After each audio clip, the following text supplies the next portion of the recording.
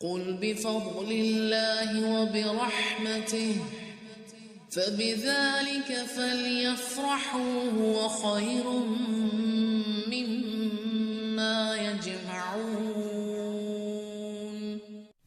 اے پیغمبر آپ کے اختیار میں کچھ نہیں، ذرا سا اس جملے کو نوٹ کیجئے جو اللہ سبحانہ تعالیٰ آیت 120 میں دے رہے ہیں، اور ہماری نعتوں میں جو نعتیہ کلام میں جملے بولے جاتے ہیں اس کو بھی سامنے رکھیے گا، تو آپ کے میرے عقیدے کی اصلاح ہوگی کہ اللہ کے نبی صلی اللہ علیہ وسلم کا مقام اور آپ کی شان کیا ہے۔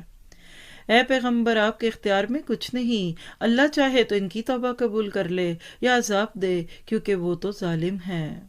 آسمان اور زمین میں جو کچھ ہے سب اللہ ہی کا ہے، وہ جسے چاہے بخشے، جسے چاہے عذاب کرے، اللہ تعالیٰ بخشش کرنے والا اور مہربان ہے۔ یعنی کسی کو ہدایت دینا یا نہ دینا یہ صرف اور صرف اللہ کا کام ہے۔ کبھی آپ لوگوں کے اور ان کی ہدایت کے بیچ میں مفتی نہ بنے، اس کو تو ہدایت ہی نہیں ملنی، اس کے تو نصیب میں نہیں، کبھی نہ کہیں، اور خاص طور پہ اپنے بچوں کو یہ بد دعا نہ دیں،